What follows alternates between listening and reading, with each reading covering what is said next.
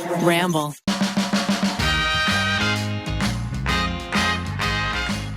Thank you to BetterHelp, MeUndies, Native, and Allbirds for sponsoring this episode. Hello, everyone. Welcome to another episode of You Can Sit With Us. My name is Maggie. I am joined today by Ariel. Hello. And our very good friend, Travus. Those of you who are not watching this, the video in feed, Travus was actually featured in a Try Guys video way back when. He was in Try Guys Deliver Babies. That's right. Yep. Dr. Travus over here. Doctor. And, Travus is actually, you are connected to us in so many ways. Yes. Travus went to, it's high school, right? High school, yeah. Travus went to high school with Ned, lived in Jacksonville with Ned. Your family still lives there? Family still lives in Jacksonville. Family still lives in Jacksonville. Yeah. So he's a good Southern boy. Yeah. Over here. And then you guys worked at the same children's hospital for a while? At some point, I feel like we may have crossed paths. I was in the ER there for like 8 months, so I swear, but I was on night shift, so I don't know if you were on night Yeah, we shift. did both. Yeah. For residency, yeah. I think we've crossed paths in that point, but we actually became friends after I was there. Right. Because Travus was living in Los Angeles and you reconnected with Ned. And then we all connected because Travus is just an amazing human being. And that is something that we're going to talk about today, is that doctors are also human beings. I'll do my best. Yeah. Who'd have thought? Wait, okay. So you guys were talking about, you mentioned residency and let's get into that a little bit as well. We'll just like put a pin in that because I don't know anything about, like I've heard all about residency, internships, all this sort of stuff. Fellowship. But I don't actually know what it means. Yeah? I just know that you were busy all the time. Yes. All the time. Still busy. Like, Travus would text us and he'd be like, I just got off a 36-hour shift or something. And I'm like, holy moly. Like, what is this? What is this job that you have? Yeah. And is it like Grey's Anatomy where there's a nap room? There is a call room or a bunch of call rooms, but just Call it a call to room? take a step back so that it makes a little more sense. Yeah. So you go to undergrad and then you go to medical school, which is 4 years. So that's already 8 years.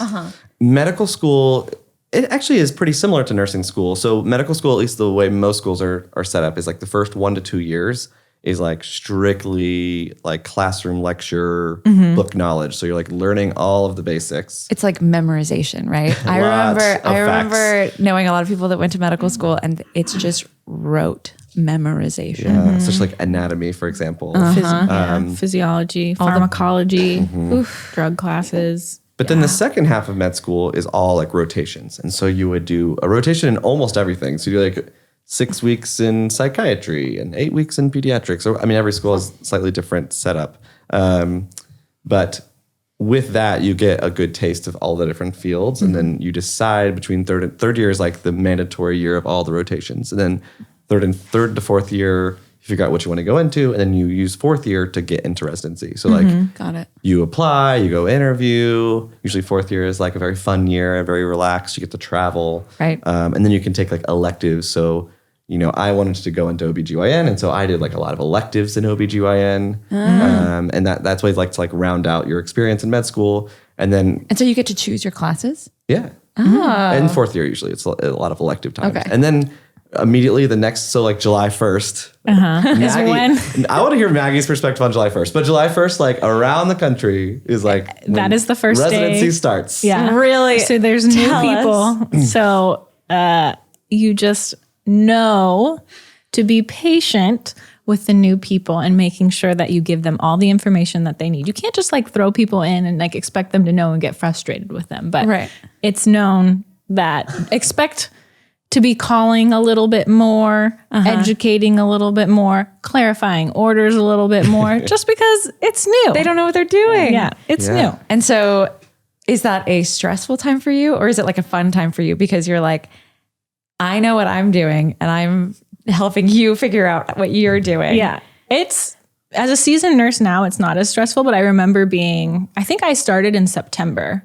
Oh, okay. So I had fairly new residents starting with me. So I felt sometimes they would be like clarifying orders with me and I'd look at them and I'd be like, it's just the blind leading the blind here. And I'd just like go to one of the second year residents or I'd go to the charge nurse. I'm like, is this right? They asked me to clarify this order. So just being comfortable always asking for help, no matter like what role you're in, it's okay. Yeah. I think the other like big misconception is that like when you graduate med school, you know what you're doing. Yeah.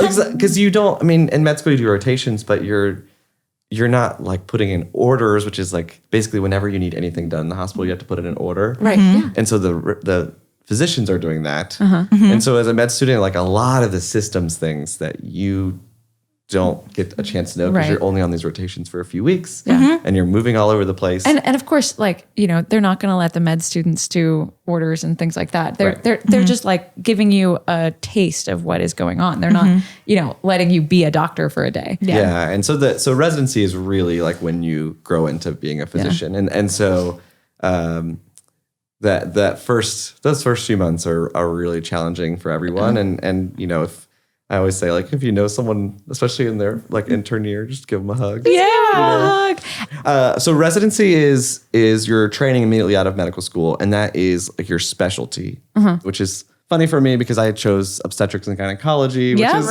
how I ended up doing the Deliver as a Baby video. But then a year into that, I was in Texas, and I knew that was not my calling. Yeah. Wait, so tell me about that. What happened? So did you love it like in medical school? Yeah, in medical school, I was really torn between pediatrics and going into obstetrics and gynecology. And I really loved delivering babies specifically. So funny. Should have realized that I really just loved the baby part of it. Yeah. And so love delivering baby.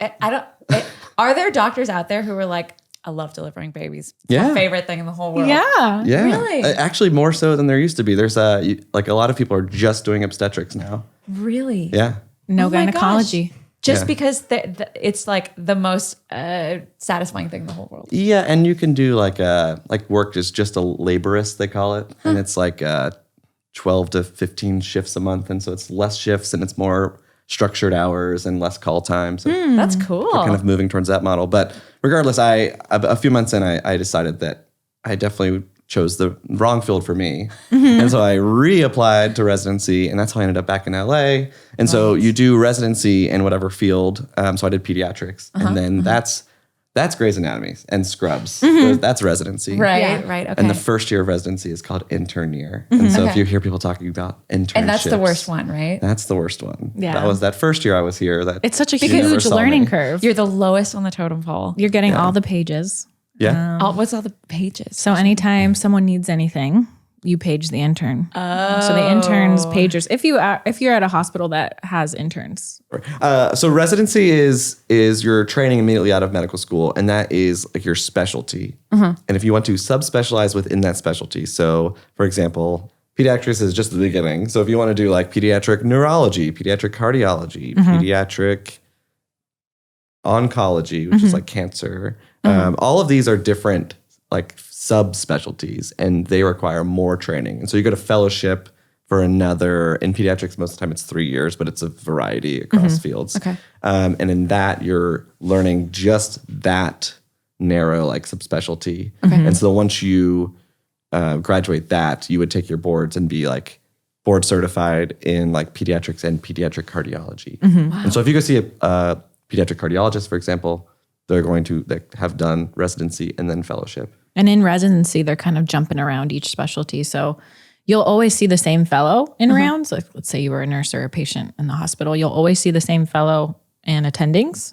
But the residents, you'll see which are the ones who are coming into your room assessing, presenting. Right. And they'll jump around just so they can get exposure, but they're being overseen by the people who this is their this is like, these 20 people are theirs. And then like on the flip side, like you're like Wes's pediatrician like most likely did not go to fellowship, right? Like you go to residency and then you take your boards and you're a pediatrician, and then you know, really? So they're like general pediatricians or general But practitioners. they've done all the specialties in their residency. Yeah. Well, I know that Wes's pediatrician was at CHLA.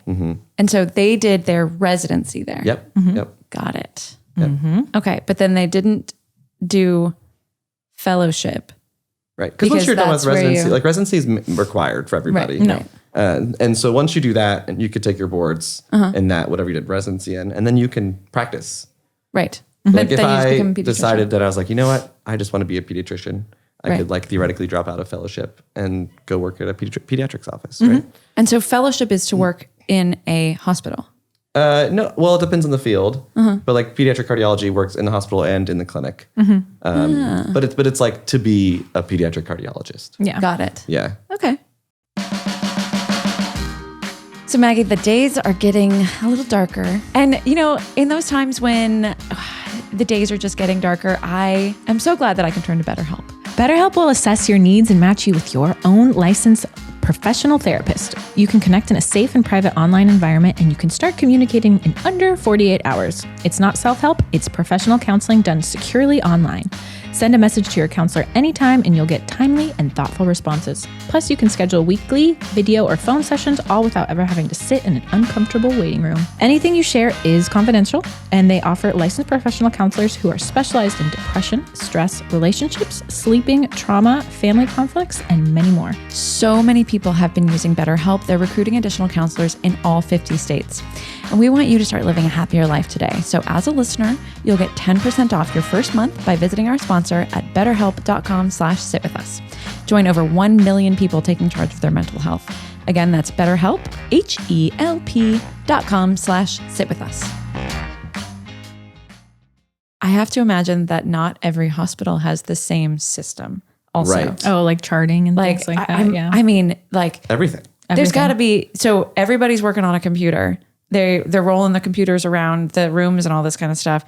And some of them are different than others. Everybody's got a different computer system, database, microwaves. I don't know what's going on. That's not even, it's also like paging system, like communication systems. Like I'm in my 4th hospital system, like including med school.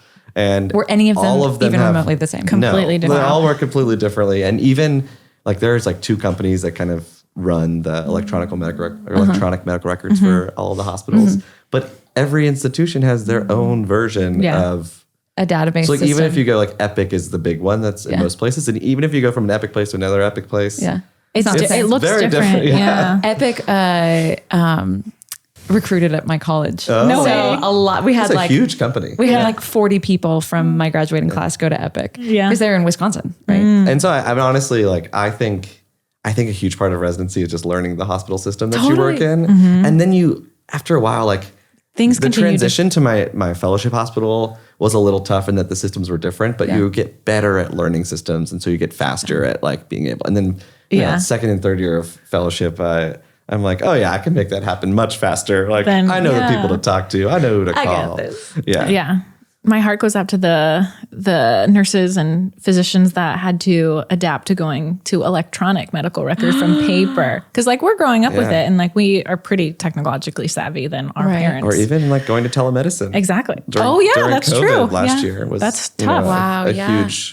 A huge adaptation. But and honestly, like at these major institutions, like like all of our systems are changing constantly too. So I bet. it's hard to just keep up within your own place. Be comfortable being slightly uncomfortable always. Wow.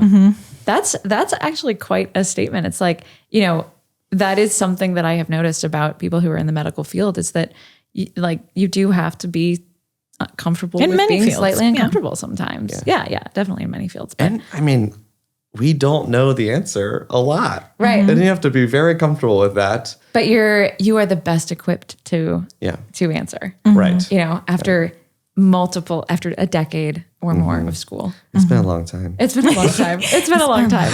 I'm almost there. We're almost there. You got it. As somebody who only knows doctors and has been in a hospital before. Right. So as the patient, you wake up and you see the doctor once a day. Yeah. Right. The doctor comes in usually. So the only times I've ever been in the hospital was giving birth. And I remember my doctor would sort of wander in around like 11 a.m. Does that sound right? It's a little different, I think, for the trainees. Like, they got to be in there earlier, but like 5, 6 a.m. kind of. they got to make sure they got to check on you. They got to check on your labs. Yeah, there's. I think the like misconception. I know it's frustrating on the patient side to only see the doctors a few times a day, but A, there's a lot of patients. Yep. Yes. And B, there's a lot of other things happening behind the scenes, especially at a teaching hospital. You're also balancing like learning. So Right. lectures and Wait, so you go to the hospital in the morning, you assess like what 20 patients? yeah, the teams are like 15 to 20. It depends on the hospital, but you know, I think we were like 12 to 15 usually. Okay. And it depends like how the hospital structures itself. I had some physicians that would do like the morning shift and then they're like, okay, for the rest of the day, page this person because I'm going to be in clinic for the rest of the day. And it's like, what? What's clinic? Clinic like is outpatient. yeah. Oh, okay. So then when It's a very complex system. very complex system. Jeez. And so when do you read your books and go to class? Somewhere in between. We had a lecture every morning. And so that ironically just made everyone show up earlier because the lecture was before you would round. And then we usually had a lecture during lunchtime. Oh my gosh. So you have to like kind of squeeze in because you have to, you learn by experience and you learn by taking care of patients. But at the same time, you need like to learn about the facts behind what you're doing and learn the theory. And now what's exciting, especially in fields of like pediatrics, is there's a lot more focus on like adolescent health and the mental health side of things. And so that is great, but has opened up a lot of need for more educational time. Of course. And so it's just, it continues to add and continues to get more complex over time. But, I was at a great program and we did work a lot, but had a great time while I did it. Yeah. Yeah. It does seem like, doctors, they're working all the time, but they're like, it's worth it. I love it. Yeah, Maggie is also in pediatrics, but I think pediatrics is really special because you laugh at work a lot. I bet. Yeah, Kids are hilarious. And the people around you are always pretty like love kids too. So Yeah. like naturally they're just fun people. You guys are naturally fun people. Oh, thank you so much. Okay, I have a quick question. Yeah. Have you guys seen Patch Adams? Like Robin Williams? Yeah, with Robin Williams. Like years ago. How accurate is that? He's an OBGYN. Right. Yeah. But I remember there's like, you haven't seen it, have you? Oh, Maggie hasn't seen it. Okay, so Patch Adams is this movie with Robin Williams where he's a doctor and he works in a pediatrics hospital or maybe a regular hospital. Yeah. I don't remember. I don't actually remember either, but he would like come to work dressed as a clown or something. Oh, wow. And, like he was just very funny. And Ned and I have this, maybe Ned and I watched it together or something, but there's this one woman in there. It's like an elderly woman who her like dying wish is to swim in a pool full of noodles. Well, also same though. And I know, right? Yeah. I've been pushing Ned to make this a video. So if you guys could maybe help me out with this, I also would love to swim in a pool full of noodles. Jello? Udon noodles? Or do you want like I was thinking linguine? like spaghetti. Oh, spaghetti? Yeah. Angel hair? No, like the thick ones. Okay. Yeah. Okay. Cool. Pappardelle? Sure, maybe. Yeah. I mean, I don't know. What do you think? But, I like udon. if you were to swim in What a is it in pool full of Parasite? noodles. Ramudon? What did they make in Parasite? Oh. It's like ramen and udon together. Ooh. Ramdon. That's it. Ooh. Wait. So you want to swim in a pool full of noodles and meat? We'll just go with udon then, I guess. I've always wanted to do Jello. I feel like that would be fun. Jello anyway, could be sorry. really fun. No, but so I just wanted to know how accurate Patch Adams was, and also get your take on noodles. What was fun about residency is that you're there a lot, but there's also like a lot of downtime, and so getting to just like go play with the kids for a little bit. Yeah, that's always the best. And my like favorite story, which makes me sound like a terrible person, but we had this one like kindergarten, first grade-ish age patient who was there for a long time, and he loved Mario Kart. And so he kept like talking smack to me and like, oh, we're gonna play Mario Kart. And so I finally got free to go play Mario Kart with him. And he's really good. And I was like driving next to him the whole time so that it would be like, ooh, wow, so close. Yeah. And right at the finish line, he got hit by a shell. And I sped right past him. And that was the end of that. So sad. Poor kid. I know. Oh, that's really funny. So you get to take Mario Kart breaks during work. I love that. Yeah. I don't get to take Mario Kart breaks during work. I don't get many Mario Kart breaks. I wish I had more time, but So internship is part of residency? Yeah. Okay. It's the first year. It's a little like there are some different models, but generally, yes. And you have specialized now. Yeah. So then after you finish residency, you can go to fellowship, which is like the next step. So that's like latter years of Grey's Anatomy. I think they've all like gone to fellowship now. And they're surgical. their surgery. But wait, at one point, I think Travus was Dr. Bailey. You were chief resident at some point. I wasn't a chief. Oh, you weren't. I wasn't a chief resident. I'm sorry. I thought you were. I thought you were. I was like, this is good. This is good. They didn't choose me. No. It would have been an extra year added onto all of this, though. So. But I mean, that must have been such a hard change to make when you were in your internship in obstetrics and gynecology. Like, how did that just put you back just 1 year? Yeah, they offered some sort of combination. So I could have done like a 2.5 year residency instead of 3. Oh. But I didn't know what I wanted to do in pediatrics, and it had been like over a year since I had done any anything, pediatrics. yeah. And so I was like, no, I'll just, and I'm like very much a company man. I like trust the process. Yeah. And so I'm like, just put me in the normal group with all the people. I'll be fine. I'll do the 3 years. I'm not going to like cut out elective time. And I know some people that did like abridged residencies, and at the end they were like really burnt out. Yeah, So I bet. I'm glad I got to like space it out. And, some people would look at it was like an extra year or a lost year, but I learned so much that first year. Yeah. Yeah. It's been great. And then, And it's not like you're not going to use that knowledge that you and got. there's so much. I mean, I'm not going to be delivering babies anymore. I guess I got to use it for a And it's Try a good- Guys video. But It's a good life skill to have. You never know. Are you afraid of glow in the dark? Well, shield your eyes, Maggie, because the new MeUndies Halloween line just dropped. Dead. I've been using MeUndies for a while, and I actually really like wearing their just like full bottom undies to bed. Yeah. Yeah, it's pretty fun wearing the glow in the dark undies. Whether you're outrunning a killer or being abducted by aliens this Halloween, be comforted by the fact that your undies are sustainable and the softest in town. MeUndies are made from natural fibers sourced from beechwood trees, making their micro-modal fabric soft, breathable, and dangerously cozy. Get your spooky season up and haunting with 5 new prints. I See You, My Boo, Trick and Treats, Lazy Bones, and Lazy Pumpkin. MeUndies has a great offer for our listeners. For any first-time purchasers, you get 15% off and free shipping. MeUndies also has a promise. If you are not satisfied with any product for any reason, you can return your order for a full refund within 45 days. To get 15% off your first order, free shipping, and a 100% satisfaction guarantee, go to MeUndies.com/sitwithus. That's MeUndies.com/sitwithus. But yeah, sure. But at the same time, like, taking care of patients is a very like a learned thing. And so, I was taking care of moms, and as a pediatrician, like you are taking care of parents. You're taking care of, I mean, you're basically, you have to like handle a family in addition to the kid. Yeah. Mm-hmm. Oftentimes more challenging. I bet. Yeah. Especially in the ICU, which is where you work now. So you did 3 years of residency, and then you went to fellowship where you specialized.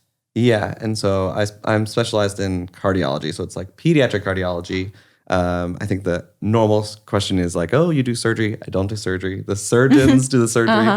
But it's a unique field because we basically like most of our patients are babies when they're diagnosed. Right. And so we like own them for 20 odd years before they transition to the adult cardiologist. And so a really like special, like long-term continuity of care. And you guys keep them for a while, right? Yeah. I think usually in pediatrics, we start bridging them over to the adult size between like 18 and 21. But a lot of the cardiac patients stay till about age 26, I think is the oldest. It's a moving target, but we have, at the hospital I'm at now, we have a pretty strong adult. They're like adult cardiologists who did some training in pediatrics, and so they can like bridge the patients over and they know all of that. That's so interesting. We have a good like funneling program. But Yes. And so what is the difference between pediatric?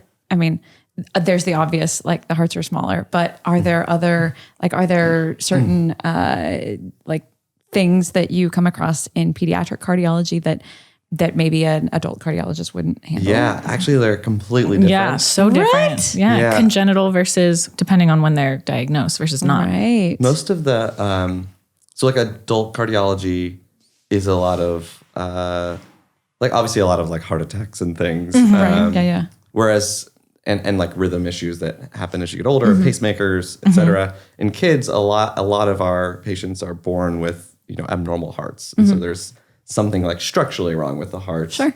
And so like I said, a lot of our patients will get surgery as infants. So like they'll get born at our hospital, have surgery before they go home. Right. And then get followed by us kind of in perpetuity. And usually those are things that you can see on like an ultrasound or something. Yeah, like the 20-week scan. Yeah, the anatomy scan. Yeah. I do remember them, they're checking all the different things, checking the heart, making sure there's all the ventricles and everything. Yeah. Like, looks like the heart checks out. Yeah. Like they do an ultrasound on like pregnant mamas. They do ultrasounds on hearts. Wow. It's called an echo. Yeah. Oh, like an echocardiogram? Yeah. Correct. I've heard that. Okay. And that's actually what I mostly do these days. I'm like towards the end of my fellowship, and so most of my call time is doing echoes on kids, which is fun.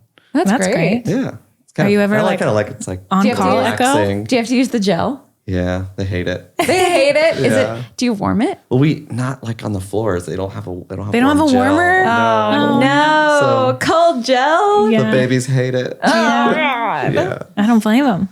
So what's next? So you're almost done with your fellowship. Yeah. And you're also doing an MBA, right? Yeah, that's the odd twist. 'Cause I'm in business school right now. Also, guess what? Ladies. No. I'm trying to figure it out. I'm probably the like most likely scenario is that I do some like hospital administrative work and some clinical work. Right. But I still have.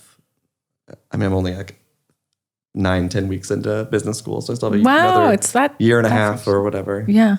This episode, we kind of want to demystify like the hospital process. Sure. And so what was something, and this is a question for both of you, that was surprising when you first started working in the hospital system? I think I alluded to it earlier, but I do think the thing that surprises most people on the patient side is also what surprised me.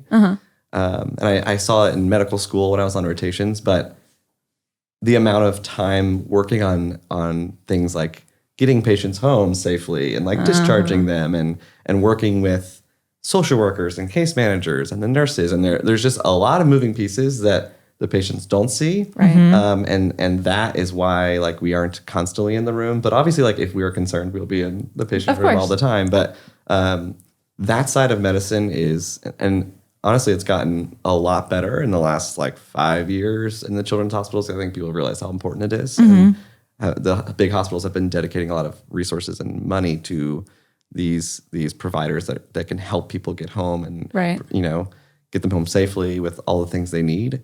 But I think that piece, especially in pediatrics, is really complex and a lot more complicated. But that just like goes to show you that there are just so many people. Like the hospital I'm working at now has 14,000 employees or something, somewhere around there. That's crazy. And I mean, and how many? All working towards like whether it's working on research to advance, pediatrics as a field, whether it's working on, like the clinical side like I am, or like the pharmacy side. I mean, there's so many pieces. And we have like inpatient physical therapists and occupational therapists and speech therapists, and like child life specialists. And huge teams Yeah. working together all for like your patient or your child. You know? Right.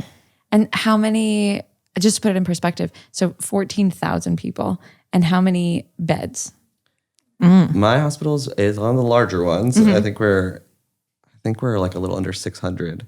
And they're like about to break ground on a new tower to add another. Oh my gosh. Wow. Couple hundred beds. But yeah, it's the thing about pediatrics that's also like really interesting that I'm sure Maggie can attest to is that the medicine has gotten so advanced in the last like 20 years, especially that a lot of diseases that kids weren't unfortunately surviving 20 years ago are now like surviving well into their adulthood. And so, the need for pediatric providers and for space and for beds has just like grown exponentially. So we're like all these big hospitals are like trying to keep up with the demand as much as they can. Yeah. And they're constantly full. I bet. Yeah. What was something that surprised you, Maggie? I was always told when I was in nursing school how hard it was to take care of a family. And I'd be like, I know, I get it. But until you do it, I think that was one of the things that surprised me the most, and like how emotionally taxing it can be sometimes. Totally. Because when I first started out, I was just so, I was absorbing all this new information. I was like trying to do everything I can to kind of make sure I was taking care of these families that I was assigned to that day. And then after a certain point, it starts to weigh on you a little emotionally. And making sure you're taking care of your mental health is huge if you want longevity in this career. Yeah. Well, both of you, I feel like, are very like intuitive and emotional people. You know, like you just sort of sense that in your friends when something is going on, like with me, you guys are there. You know, you're like I hear you, I hear what you're saying, you know, and like it's I imagine it's really hard not to like feel the emotions of these like families. Yeah. You know, and that's a huge part of the job. It's just taking care of your mental health as well. And just to give a shout out to nurses, like I've talked a few times about, you know, like for certain patients, we'll go into the room a few times a day, but the nurses are at the bedside the entire 12-hour shift. Yeah. So especially like in an ICU setting or, you know, on some of the more acute floors, like they're paired like to one or two patients only, and they're the ones that are like updating the parents on like small changes we're making and are kind of like almost like bearing the brunt of like, and especially in, you know, the ICU, like really emotional situations. And, you know, they kind of become like an advocate both for the parents and for the physicians. And they kind of are like balancing both of those relationships. And it's really powerful. Yeah. And nurses. And kudos to like any people, any primary care providers or specialists that are following patients for like years indefinitely. Cause like that is like huge. Building a rapport with a family and updating them on, and like following them over the course of several years. Like it's hard not to get attached. Yeah. Yeah. So absolutely. It takes a village. And I mean, I find it really interesting that pediatrics, you know, 18-year-olds aren't thinking of themselves as kids, you know? So like still going to their, you know, like a pediatric hospital or something like that, that's gotta, I mean, yeah, you're not just dealing with kids, you're dealing with a grown tiny adults.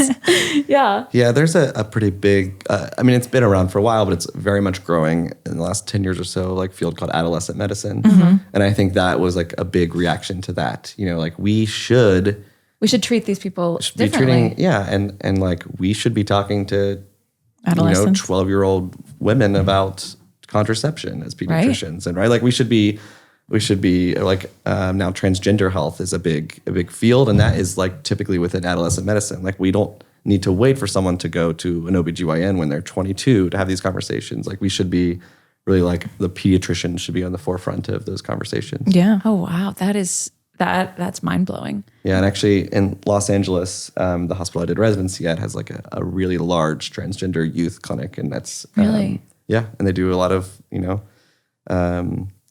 hormone therapy, and it's really powerful to see. Sometimes Bowie's out and playing in the rain, and when he comes back in the house, he got that wet dog smell. He's stinky. Wet doggies can stink, but you don't have to. Try Native. Native cares about the products you put on your body. They're about stopping the stink the right way. That's the Native difference. You probably already know about Native's legendary aluminum-free deodorant, but have you tried their body wash, toothpaste, or their brand new mineral-based sunscreen? Yes, Native now has a broad spectrum SPF 30 sunscreen for your face and body. It's lightweight, absorbs quickly, and you can choose between unscented or coconut and pineapple. My favorite is coconut and pineapple. And Native is on a mission to overhaul your entire hygiene routine by putting the care in self-care with products carefully made to work against odor that are made with simple ingredients and smell great. Stay fresh, stay clean with Native by going to nativedeo.com/sitwithus or use promo code sitwithus at checkout and get 20% off your first order. That's nativedeo.com/sitwithus or use promo code sitwithus at checkout for 20% off your first order. So like when one person walks into the hospital, say they come in through the emergency room. How many people are working with that patient until they get to you? Yeah. So I'd say the most like standard way to get admitted to a hospital, right, would be like, you know, like let's say like someone has appendicitis. I feel like that's an easy easy one. So, you know, my belly hurts. You take your kid to the ER. And before a doctor even sees you in the ER, you're going to talk to like a triage nurse. You're going to talk to like your ER nurse. Or an ER tech. There's going to be, you know, someone that comes in with and gets your like information. Honestly, if someone has like or a broken bone or something that's like pretty obvious that we need to get some tests done. Like you might be whisked away to get an X-ray or like a so then CT you get your scan. X-ray tech and you've got your... They've probably put in, like nurses have probably come and put in an IV and drawn labs, and then you have a whole lab staff working urgently to get that done. Pharmacy, if you need pain meds. Of course. Yeah. And Because you then- have to get because those IV meds have to come from somewhere. Right. Yeah. And there's a whole, the provider has to order it, but then there's like processes to make sure there aren't any errors in that. So there's just a lot of steps to get just one medicine to a patient. And then, the physician will see the patient, examine them. And then once it's determined that they need to go into the hospital, I said appendicitis. So they would talk to the surgeons. They would talk to whichever like medical team and whatever floor. So you have like a nursing staff working on finding them a bed somewhere in the hospital. You have like the OR operating room staff trying to find them an operating room and a surgeon. And you have the trying to surgery figure out team. like, because the operating rooms are all booked up. And so, okay, well, this surgery is going to take 3 hours. So we need to find a 3-hour slot to get them in. Right. And you go get the surgery, and then, there's anesthesiologists working with you, and they have staff as well. And then Pediatric anesthesiologists. Oh yeah. We have, there's pretty much a pediatric version of every subspecialty. And that just makes like anesthesiology, I know, is very complicated.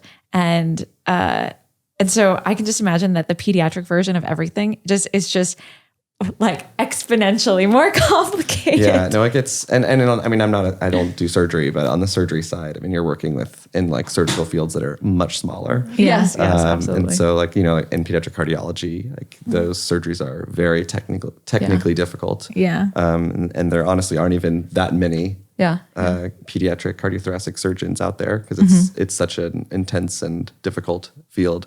But yeah, all this to say that like by the time, if I was working on the floor, by the time I got your child who had their appendix taken out. Right. There probably been like 100 people. Over 100 people that would have interacted with you before. And so it really is like it takes a village, as Maggie said earlier. And you guys have both worked in all different places in the hospital, correct? And what was your favorite? What was your least favorite? Like what's the hardest?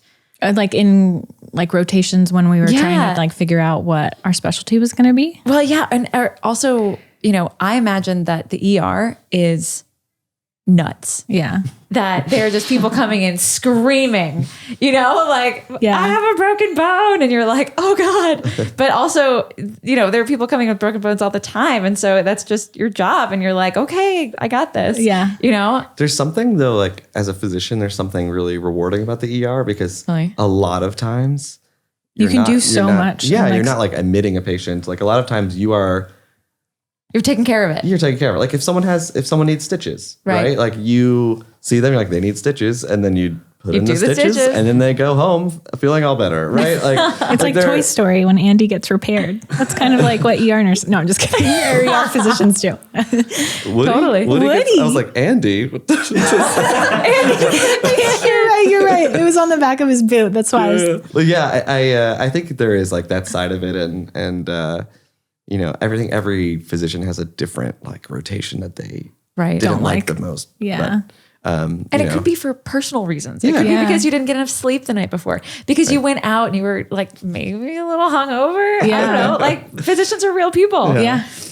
And I think like for some people, like the ICU lifestyle is really like draining. And for some it's like if I work in the ICU for a month at a time, like at the end of the month, I'm very tired, but like I am very like refreshed most of the time when I'm in the ICU. Because it's just like, it's a lot of challenging medicine, but at the same time, like really phenomenal time with families. And, you like really have special relationships with the patients you have in the ICU because you're at the bedside like all day. Right. And so, I think everyone's a little different. I don't know if Maggie has any like areas that she was like, ugh, or particularly loved. I feel like it is. My OR rotation was a little rough for me. The first case that I ever watched was a vaginal reconstruction. Oh gosh. And that was tough. I didn't have breakfast that morning, and I just remember my knees buckling, and I was like, I need to step out. I just had such an emotional response to right. just that area. And so the rotation immediately after that was L&D. And even What's that? What's L&D? Labor and delivery. Oh, okay. And I get so queasy. Really? Yeah. And so did you just know that you were like, this is not for me? I think you just know. Yeah. I always kind of knew that I wanted to go into pediatrics from high school. So I was some people change their mind when they go to nursing school. Yeah. Or med school. But yeah, I kind of always had an idea. And do the stereotypes, do they set? Like, are the dermatology The pretty smart people. smart people and like, the I mean, surgeons, pediatrics is like the most. That's the one. they're everyone like the makes most fun of. friendly and wonderful. Yeah, they come in with wheelies. Right, exactly. Yeah. And what are some of the other ones? There's like the surgeons are the like super type A and like, very always on time and what are some of the other ones? I mean, I don't want to say these things. I know. I'll let you. Because I mean, you guys go to school. with people. Orthopedics, they're like the jock bros. Not Right, always, right, but right. like Of course, that's of course. No, okay. A lot of them played sports. I and that's why have they dealt like with a lot of orthopedics. orthopedics with Ned. Oh, yeah. He's had like, knee construction, whatever. And like he's had to do PT multiple times. And Ned loves his orthopedics guy. He's like, he's such a bro. He does all the Lakers. Like, he's like, I love this guy. And when he comes in, the guy's like, Ned, my man. It totally checks out. It totally checks out. And like Scrubs, more so than Grey's Anatomy, but Scrubs like very much played into that. Yes. And so Yeah, if you yeah. go back and watch Scrubs episodes, especially in the beginning when they're all trying to figure out like what they want to do. What they want to do. Yeah. Yeah, but I feel like dermatology is the one where like those are all the pretty people. I definitely like when I go to see my dermatologist, I'm like checking out their skin. Like, okay, yeah, you have good skin. But Like, also- you're clearly doing something right. Usually the top of the class. Yeah. Really? Like dermatology is like one of the hardest residencies to get into. And so How long is their residency? 4? 4? It's Okay. hard to remember, like keep all of them straight, but I think Yeah, they're yeah. 4. Why? Yeah, I mean, I think it's like a really attractive job, and like it pays well, has great hours, and for the most part, and it also is like dermatology is a very like it requires a ton of medical knowledge about a lot of things because rashes are kind of like a symptom or a sign of something deeper, and so they're oftentimes like especially in pediatrics, have to like really go through a lot of complicated algorithms to figure out what's going on. And so Internally. I know it's like easy. Like I think people make fun of dermatologists a lot because they do so well and their offices are so nice, but they're usually like the smartest people in the class as well. So high achievers. See that? What other specialties are there? There's like 100. There's so many. Ophthalmology, urology. So wait, eyes, PP, PP. Neurology, brain. brain. Okay. Yes. Neurology, I feel like those are like the nerds. Yeah, bow ties. Bow ties. As a bow tie wearer, I could get away with that. But I can see you doing neurology. yeah. Okay. Neurology. Radiology. That's like x-rays. Yeah. Dark rooms. You just have to like being in a dark room and working by yourself. Yeah. It's kind of hard. I can never do that. Probably like Will. Will could be a radiologist. working in a dark room by himself. He's got MJ, but If you're working out, chances are you're wearing synthetic fabrics made from oil. Yes, that oil. The primary culprit in the global climate crisis is also the main ingredient in your favorite performance apparel, but it doesn't have to be. Allbirds found a more sustainable way with their new collection of natural run apparel. So I've been wearing these and they are so soft. I wear them to run, but I also wear them to, clean the house, relax, take naps. The natural legging, along with the rest of Allbirds' natural run collection, focuses on natural materials with super natural qualities, using as little synthetic fabric as possible. The leggings have this buttery soft material blend that's breathable, flexible, and comfortable. Rigorously tested, the natural leggings are ready for every squat, stretch, and stride, and they do pass the squat test. With the Allbirds Natural Run collection, nature is making a comeback. Shop the collection today at allbirds.com. That's ALLBIRDS.com. It's funny because when I decided I was like really torn between OB/GYN and peds. And when I decided on OB/GYN, everyone at school was like, really? Like I should have known, right? I should have known. Totally should have known. Yeah. I was like, nah, I fit into pediatrics But much also, better. one of those friends should have been like, Travis. I know, but it's hard. It's hard to do because in that it's between third and fourth year when everyone's deciding this, and like you don't want to be that person that's like, no, that's not for you. That's the wrong fit. Yeah, And who then- are you to say that's not the right fit for someone? You know? It's fun to be like, yeah, I was right. No, you're right. You're right. You let them find out for themselves. But It's like, Travis, check your pockets. Like, come on. You've got like, dangly keychains and I'm just imagining what Dangly keychains. what babies would like, dangly keychains or something God. like that. I mean, I wasn't going to go as far as like, one of those red noses or something. yeah, Like Patch Adams. Yeah. Yeah.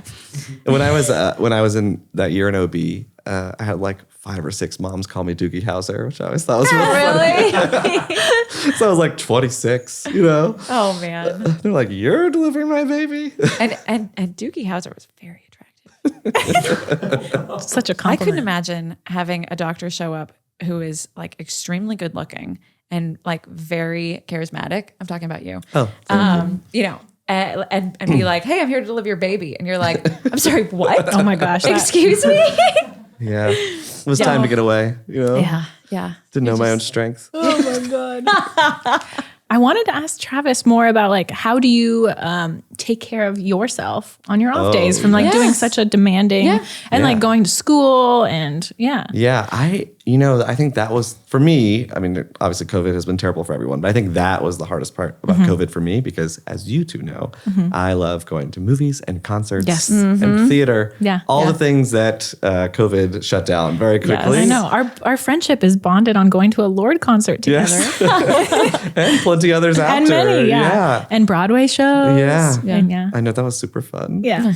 Yeah. I live close to New York now, and so prior to the pandemic, Zach and Maggie were going to New York, and they're like, what show should we see? And then I was like, I could just train over there. We could just So he go did. together. So we did. It was really And it was lovely. amazing. Yeah, we always ask Travis for Broadway recommendations. Yeah. And it was great last week. It was great. Hadestown. Oh my goodness. Anytime you send me song or album recommendations, done. Certain people, I'm like, I don't know. Travis? Never I don't know how you keep it misses. all in your head. All the Never medical misses. knowledge. But I plus think the- this is like what I'm getting at is like that's how I keep myself well. Yeah, right? Like I can see that. You have to. I think in any profession, you have to figure out, what you want to do in your off time that makes you feel like replenished, and some Like a people whole person. like reading a book and like getting away from everyone. I'm very extroverted, and so I usually want to be out and about. But I think you have to find your ways to recharge. And like pediatrics was still like very impacted by COVID, but in the beginning it was different than like my friends that were working in adult hospitals. But the pediatric cardiology division is still very busy because all of our patients are newborn babies Right. and they were still being born. And so I was in the ICU in March of 2020 and really, really exhausted. And our teams were like short staffed because people were getting like pulled places or like we're getting like maybe getting exposures sick. or, Yeah. it was just a crazy time.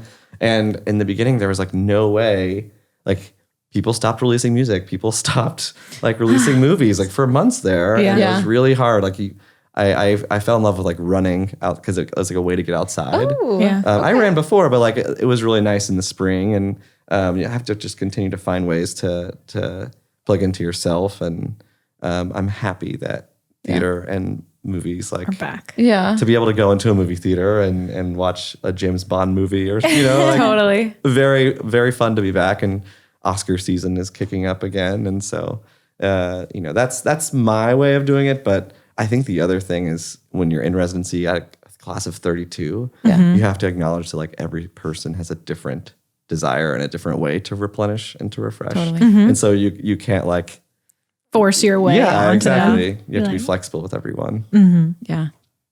Yeah, absolutely.